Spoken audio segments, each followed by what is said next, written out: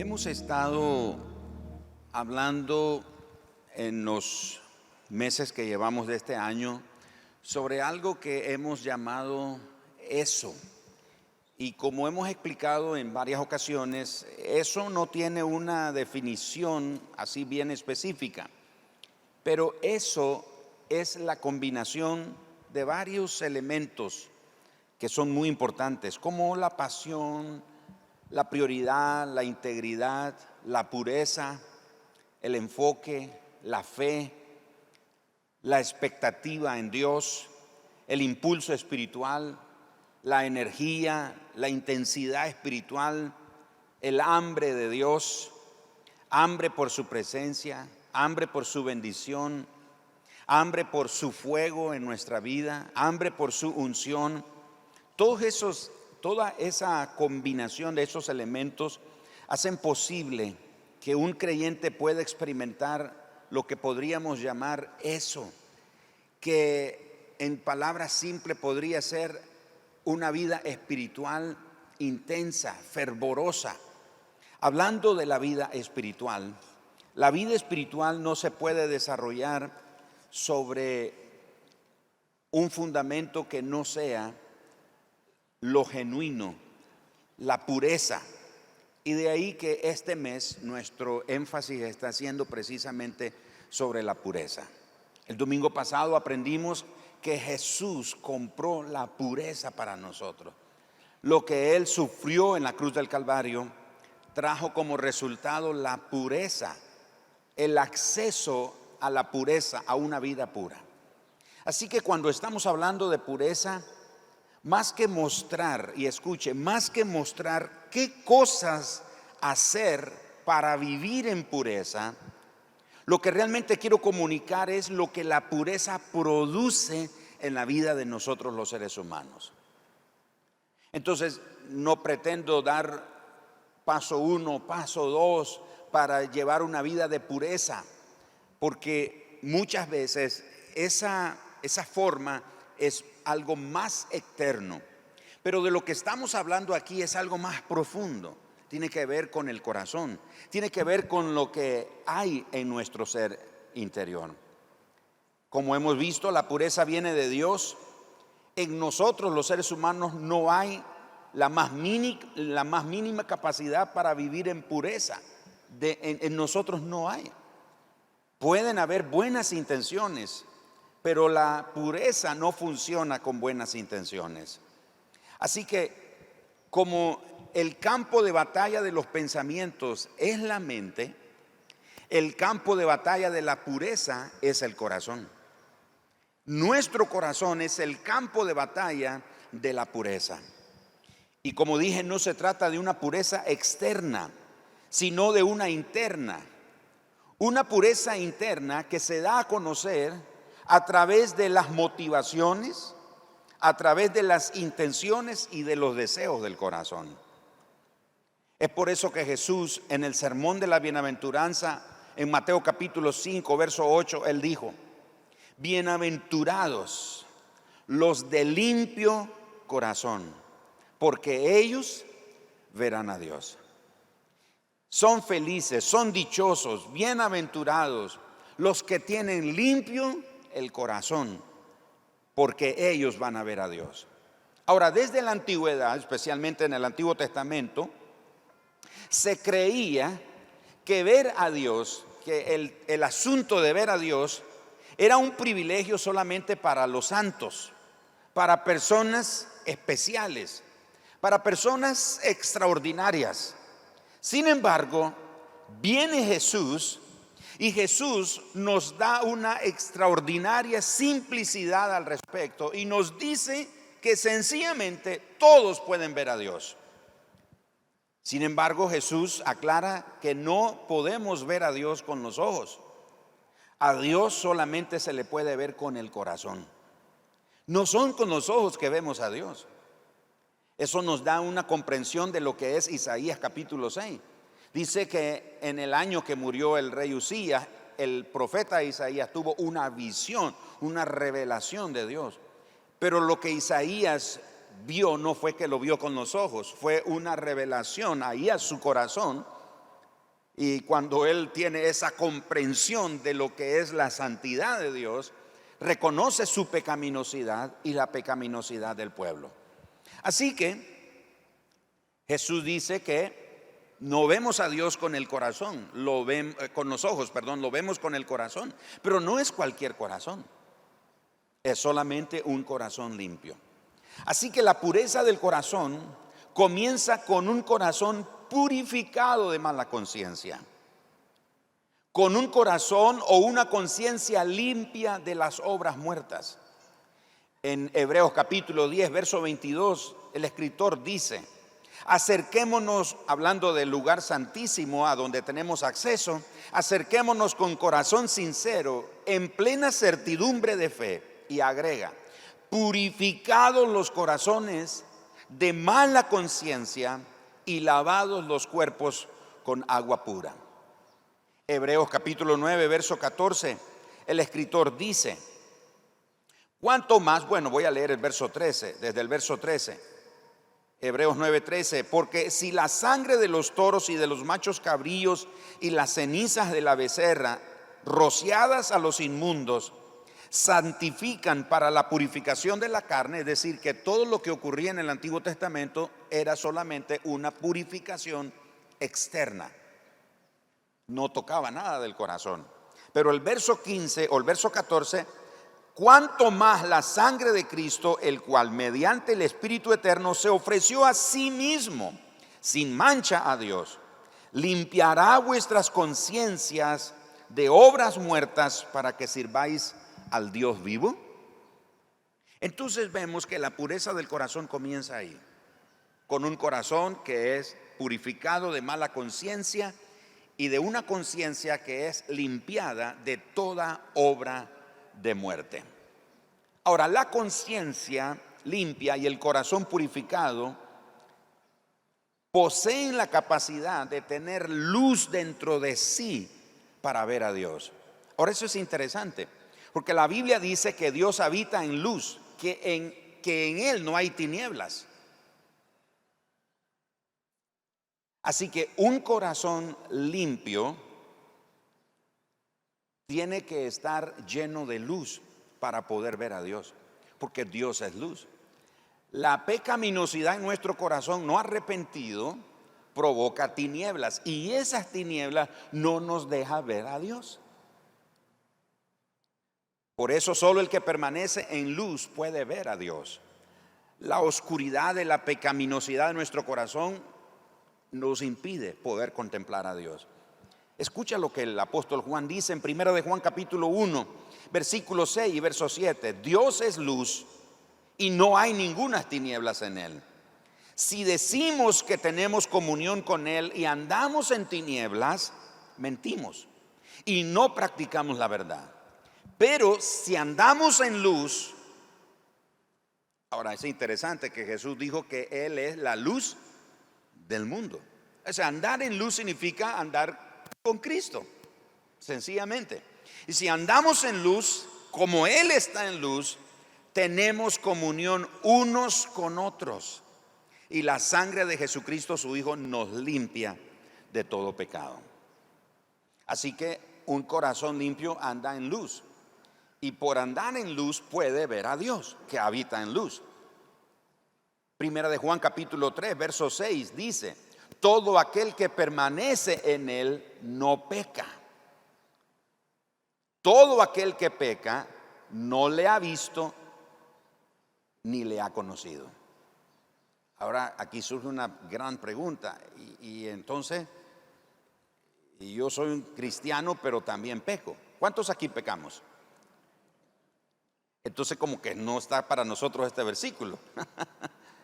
Ok, aclaro rápido. La idea de este pasaje es que no es una persona que, suena interesante esto, no es una persona que produce pecados a niveles industriales. Eso es lo que quiere decir.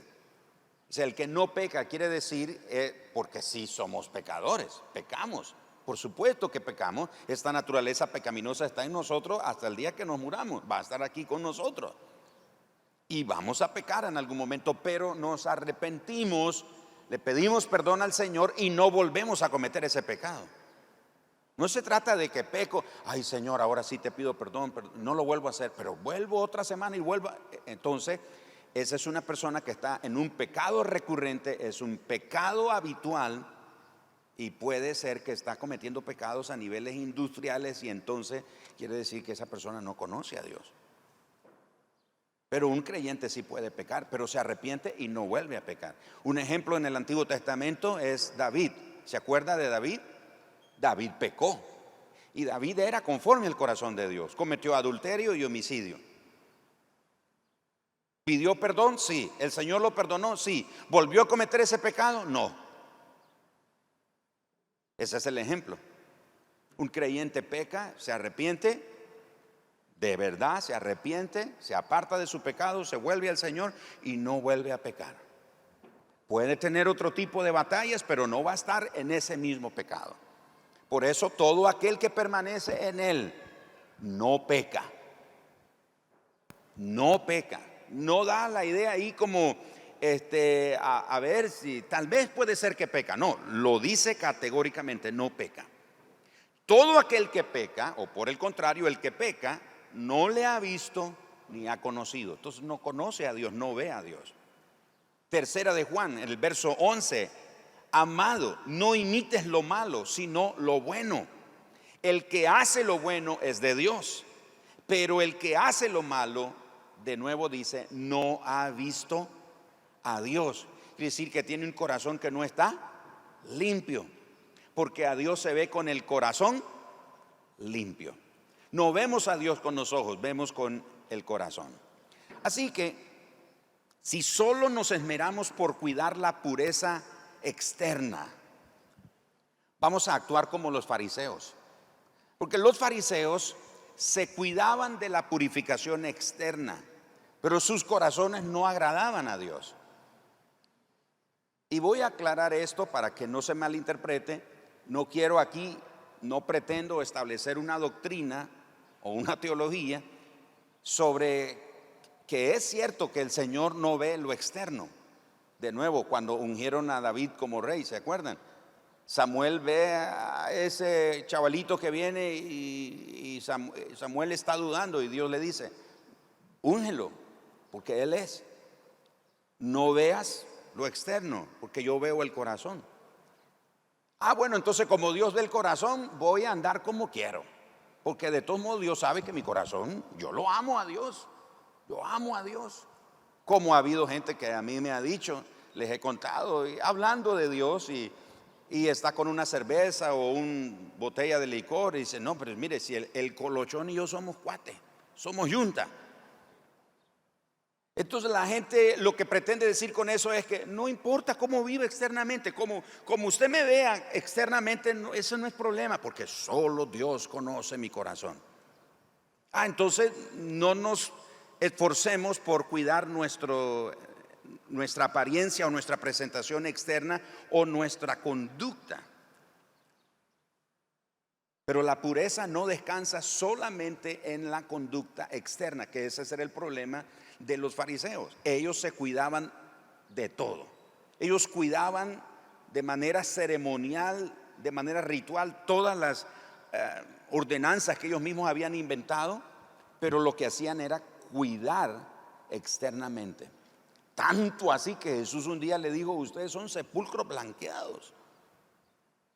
O sea, por dentro, por fuera se ven así bien bonitos, bien pintaditos, dice, pero por dentro, hablando del corazón de ellos, Jesús dijo, su corazón está lleno de pudredumbre. Entonces, la pureza de la que estamos hablando no tiene que ver solo en lo externo, pero no estoy proponiendo, como dije, una doctrina de que, pues descuidemos nuestro exterior o descuidemos nuestro comportamiento. Pero tiene que ver con el corazón, con lo interno. En Mateo capítulo 5, verso 28, verso 27, 28, oísteis que fue dicho, no cometerás adulterio. Pero yo os digo que cualquiera que mira a una mujer para codiciarla, ya adulteró con ella en su corazón. Mira hasta dónde llega Jesús. Para los fariseos, los religiosos del tiempo de Jesús, el adulterio solamente se cometía cuando uno era descubierto, había sido descubierto en el acto del adulterio. Y Jesús dice: no, señores, les voy a traer una nueva revelación. Y la revelación es que solo que veas a una mujer y la desees en tu corazón, ya adulteraste. No sé si me está siguiendo hacia dónde está yendo este punto de la pureza. Es algo que tiene que ver con el corazón. En Mateo capítulo 12, verso 34 y verso 35, Jesús dijo: generación de víboras, ¿cómo podéis hablar lo bueno siendo malos? Cuando Jesús dice siendo buenos, se está refiriendo, o sea, que ellos se comportaban bien, se vestían bien y con todas esas indumentarias que usaban y toda esa vestimenta que usaban y así todo ceremonial y todo el asunto. Dice Jesús: ¿cómo es posible que ustedes hablan lo bueno siendo malos? Porque de la abundancia del corazón habla la boca.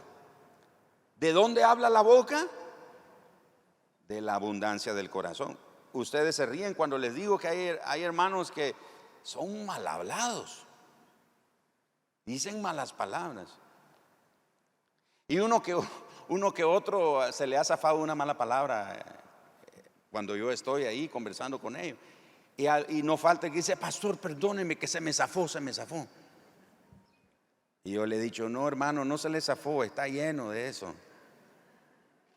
Jesús dice que de la abundancia del corazón habla la boca. Pero bien, Jesús dice entonces: el hombre bueno, verso 35, del buen tesoro del corazón saca buenas cosas, y el hombre malo del mal tesoro saca malas cosas. Marcos capítulo 7, versículo 6 y verso 7, escuchen esto: respondiendo él les dijo: hipócritas, bien profetizó de vosotros Isaías, como está escrito: este pueblo de labios me honra, pero su corazón está lejos de mí. Mire, algunos de nosotros podemos estar aquí ahora, aquí bien sentaditos, y nos vemos bien bonitos. Desde aquí vieran cómo se ve. Me gustaría tener una cámara para que ustedes lo vieran en la pantalla. Se ve así bien bonito. Pero ¿cuántos de nosotros realmente estamos aquí?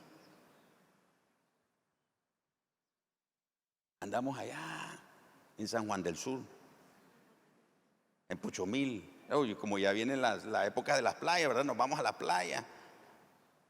En el restaurante, en la fritanga favorita, allá donde me voy a comer una nacatamal. Bueno, uno no almuerza nacatamal, ¿verdad? Bueno, algunos sí. En lo que voy a hacer esta semana, en el viaje que voy a hacer. Y Jesús dice: ese pueblo, le dijo a los fariseos en ese tiempo, ustedes me honran de labios. Es una adoración externa, pero adentro del corazón está lejos. Así que la pureza tiene que ver con adoración también. Luego Jesús dice en el verso 7: pues en vano me honran, enseñando como doctrinas mandamientos de hombre. Pero decía que lo del hombre sale, enseñando como doctrinas mandamientos de hombre. Ahora leo Marcos capítulo 7, verso 20 y verso 23. Hermano, esto que voy a leer ahorita da gana de como de agacharse. Qué pedradas las que tiró Jesús. Pero decía que lo que del hombre sale, eso contamina al hombre. ¿Qué pasó? Llegan los discípulos y pues no había tiempos de COVID en ese tiempo y no se lavaban las manos. Yo digo que ahora con lo del COVID tenemos que lavarnos las manos. Siempre ha sido así, pero bueno, los fariseos en ese tiempo ven a los discípulos llegar y agarran sin lavarse las manos los discípulos comida y dicen: ¡qué ofensa! ¡Qué impuros! ¿Cómo violan el mandamiento de Dios? Pero no era un mandamiento de Dios, era un mandamiento de hombre que ellos inventaron, un ceremonial. Que ellos, si tomaban este vaso, bueno, suponiendo que este fuera un vaso, 5, 6 o las veces que fuera, se lavaban las manos. Aunque fueran ellos mismos los únicos que hubieran tocado ese recipiente, se lavaban las manos. A cada rato se lavaban las manos. Era porque para ellos el hecho de lavarse las manos era una señal de andar puros. Entonces la gente los veía lavarse las manos y la gente decía, wow, yo no soy como esa gente, qué puros que son ellos.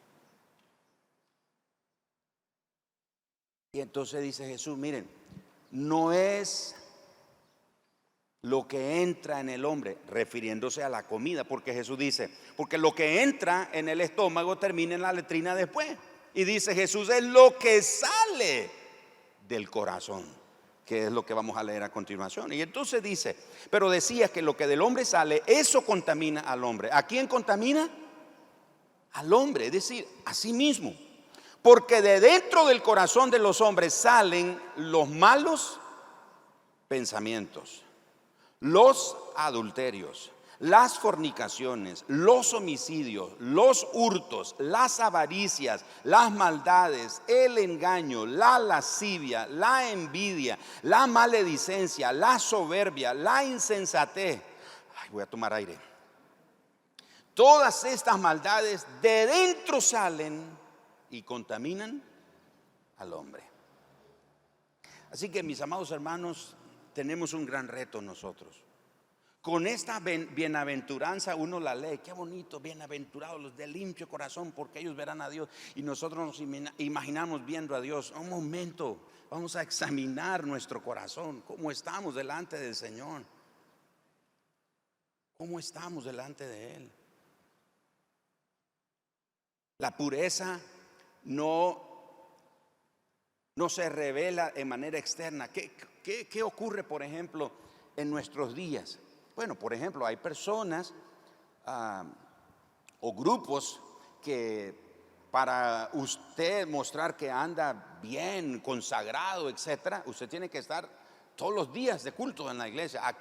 Aquí a nosotros nos han criticado. Dice, ¿ustedes qué hacen? Solo 2 reuniones en la semana tiene. Por eso el diablo se los devora, nos dicen. Porque para algunos grupos, para poder andar así bien delante, tenemos que estar lunes culto de no sé qué, y martes reunión de esto, y miércoles el otro, y el jueves aquí, y el viernes, y el sábado y el domingo. Ay, Señor, ¿por qué no nos das otros días para hacer más cosas? Todo se trata de hacer, porque pretendemos ganarnos el favor de Dios. Es como cuando hacemos ayunos y entonces el que viene al ayuno queda viendo de malos ojos al que no viene al ayuno. Igualito al fariseo que está en el templo y dice, Señor, te doy gracias que no soy como este. Yo ayuno todos los días o todos los miércoles, no sé qué día. Doy diezmo hasta, Señor, hasta del comino, de la menta, de lo más mínimo yo doy diezmo. Porque es un creyente que ha sido formado, ha sido enseñado de que su pureza, su santidad se demuestra por cosas externas. Pero no se trabaja el corazón. ¿Y qué es el corazón? Tiene que ver con las motivaciones. ¿Por qué lo hago? Miren, mis hermanos, un día ustedes lo van a ver. Bueno, ¿cuántos esperamos estar con el Señor un día, cuando el Señor venga? Bueno, si usted tiene esa esperanza y yo también tengo esa esperanza, ahí nos vamos a ver las caras.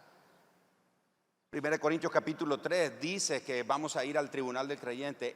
Su servidor, ahí voy a estar. Venga para acá, mi muchachito, va a decir el Señor. ¿Por qué hiciste lo que hiciste, Gerardo?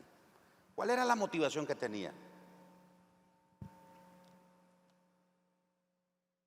¿Qué era la motivación que tenías? ¿Por qué hacías lo que hacías?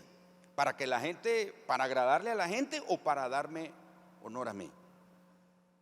Tengo aquí un ruido en el monitor. Entonces, bueno, ahí los chicos saben qué hacer.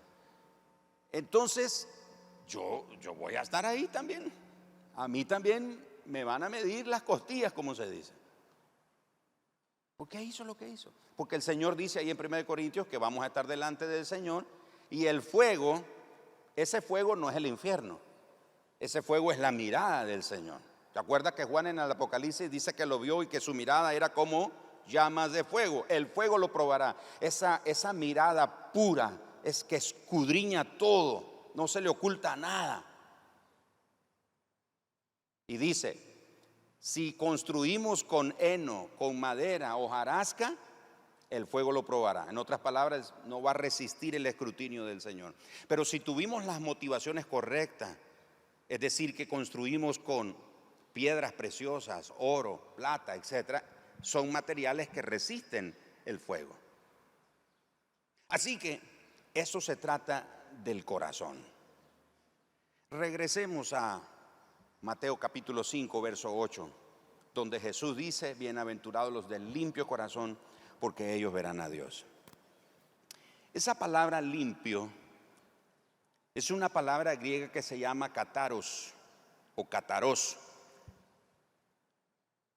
Y esa palabra kataros o kataros, de ahí viene la palabra puro, pureza, limpio, purificado, etcétera.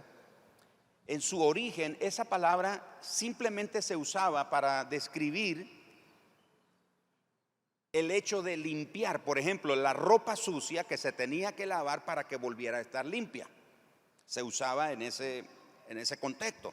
También se usaba en el contexto de la agricultura, especialmente con el trigo que se aventaba y era examinado para dejarlo limpio de polvo y de paja.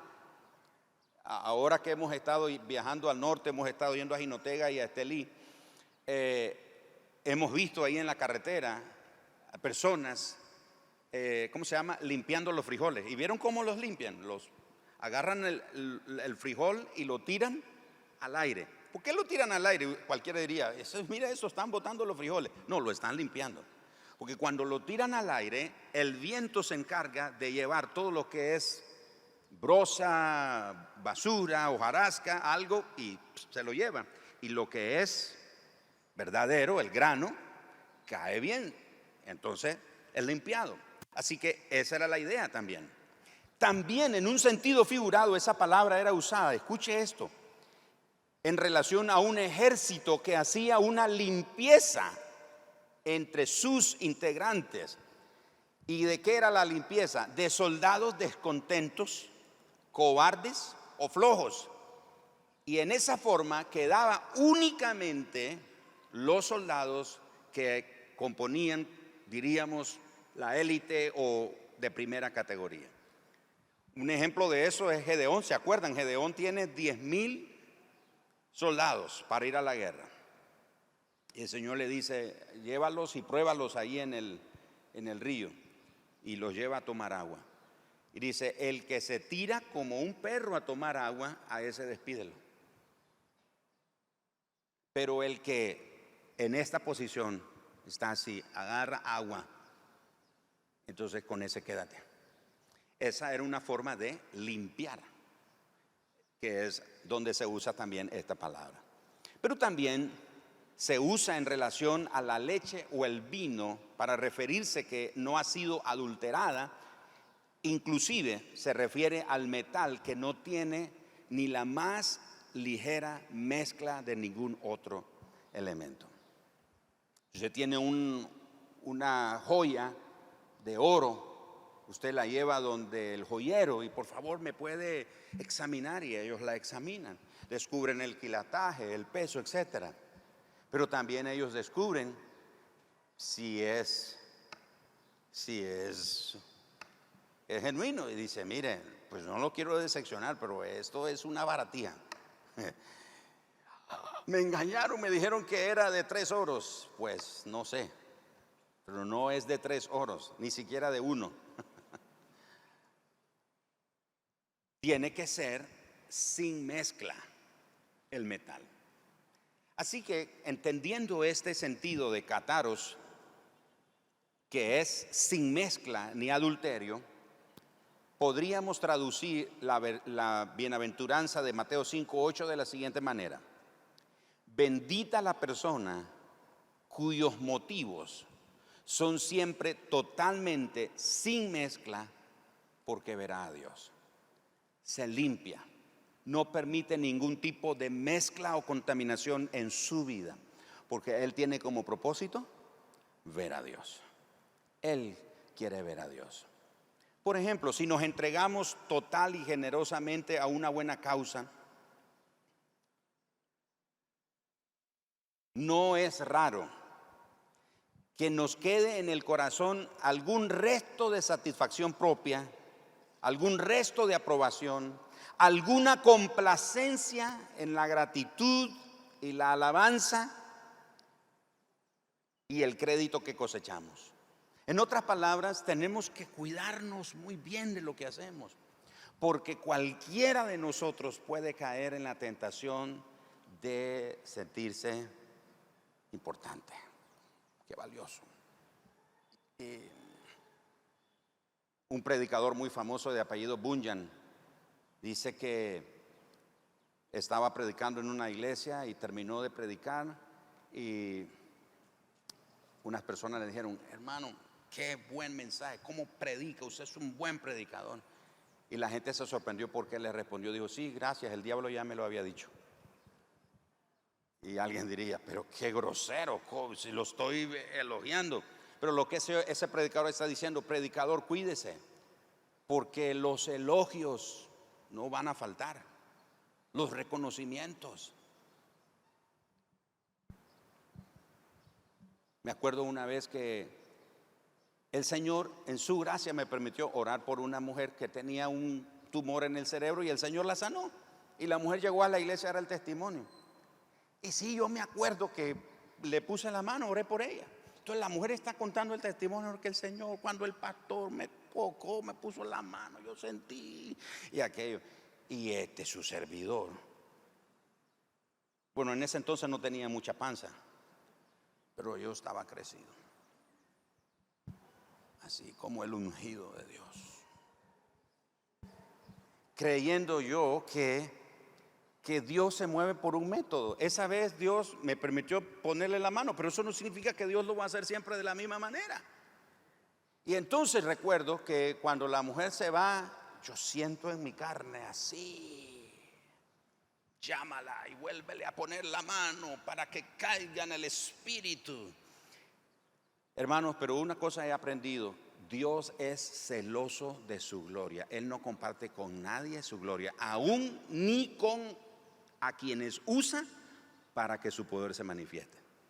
Y el Señor me dijo: no lo hagas. Si lo haces, te avergüenzo.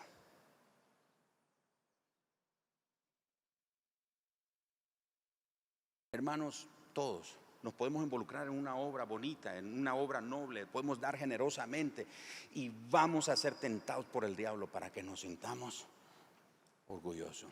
No dejemos que nada de lo que nosotros hagamos. Usted sirve en las puertas, usted sirve en los niños, usted sirve en el estacionamiento, usted sirve en un grupo, sirve aquí en la alabanza, sirve predicando, sirve orando. En lo que usted sirva, en lo que usted haga aquí en la vida corporativa de la iglesia o cuando estamos afuera como iglesia, donde usted se involucre, haga lo que haga. Cuídese que el enemigo no mezcle, no adultere lo que usted le ha ofrecido al Señor.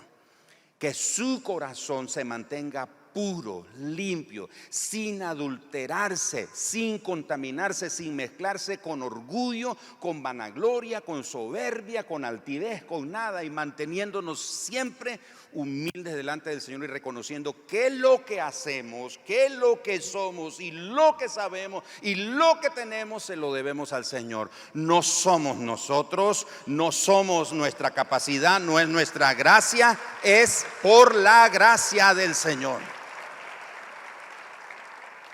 Chicos, vengan subiendo, por favor. Si hacemos algo bueno que requiere un sacrificio de nuestra parte, quizás no estemos totalmente libres del sentimiento de que otros vean que nosotros hicimos algo heroico. Wow, hermano, nadie como usted, hermano. Y, cuidado, cuidado. Esta bienaventuranza entonces nos exige el más severo examen de conciencia. ¿Hacemos nuestro trabajo para aportar un servicio o para que nos lo paguen? ¿Cumplimos con nuestro trabajo por motivos de servicio o de paga? ¿Prestamos nuestro servicio por generosidad o por egoísmo o aún por competencia? ¿Hacemos lo que hacemos en la iglesia para el Señor para nuestro propio prestigio? ¿Vamos a la iglesia para encontrarnos con Dios o para cumplir con una costumbre o para que se nos considere respetables o espirituales? ¿Es nuestra vida de oración y meditación inspirada por un deseo sincero de comunión con Dios o porque nos da un sentimiento de superioridad espiritual? ¿Cultivamos la vida espiritual porque somos supremamente conscientes de nuestra necesidad de Dios en lo más íntimo de nuestro ser? ¿O porque nos produce un sentimiento de comodidad o de bienestar con pensamientos piadosos? ¿Por qué hacemos lo que hacemos? Pureza es la combinación, es uno de los elementos que combina una vida espiritual ferviente de un creyente. La pasión, como hemos hablado los otros días, la prioridad, Dios, pero ahora la pureza. No una pureza externa, la pureza del corazón. Bienaventurados los de limpio corazón, porque ellos verán a Dios. ¿Cuántos quieren ver a Dios? Y cuando digo ver a Dios no significa que estoy diciendo que ya el Señor se lo venga a traer, ¿verdad? No. O sea, ver a Dios es reconocer a Dios en todo lo que hacemos, en cada detalle, en lo más mínimo detalle, en lo que hacemos. Y se acuerda que Jesús dijo: por cuanto hiciste esto a uno de mis hermanos más pequeños, a mí lo hiciste. Y la gente en esa parábola le preguntaron: Señor, ¿y cuándo te vimos desnudo? ¿Cuándo te vimos hambriento? ¿Cuándo te vimos sediento? ¿Cuándo te vimos en la cárcel? ¿Cuándo te vimos enfermo? Si no cuidamos la pureza de nuestro corazón, nuestra recompensa será eso: que la gente nos elogie, que la gente nos agradezca, que las personas tengan un buen concepto de nosotros. Esa será nuestra única recompensa. Como los fariseos, que amaban orar en público, y Jesús dijo: esa es la recompensa de ellos. ¿Cuál? Que la gente tuviera una buena opinión de ellos. Pero Dios no, porque Dios veía el corazón. Vamos a poner nuestra vida hoy a la luz de los ojos de llama de fuego de nuestro Señor Jesús, y que Él lo examine. Padre, te pedimos esta mañana, Señor, no pretendemos en nada haberlo alcanzado, haberlo logrado. Como Pablo dijo, estamos en el camino, en el proceso de ser perfeccionados. Venimos con tantos hábitos y prácticas pecaminosas en nuestra vida pasada, Señor, que algunos todavía seguimos batallando con ellas. Y una de esas cosas, el orgullo, la altivez, la soberbia o las motivaciones equivocadas en nuestro corazón. Perdónanos, Señor, porque muchas veces no nos hemos puesto a analizar eso. Pero, Señor, te pedimos, purifica nuestro corazón. Nosotros no lo podemos producir, no hay en nosotros la capacidad de producir pureza. Esa tiene que venir de ti, tiene que ser una impartición de santidad, tiene que ser una impartición de pureza en nuestra vida. Purifica nuestro corazón, Señor, para rendirnos por completo a ti, para amarte por sobre todas las cosas y hacer las cosas que a ti te agradan, hacerlas de corazón, de corazón.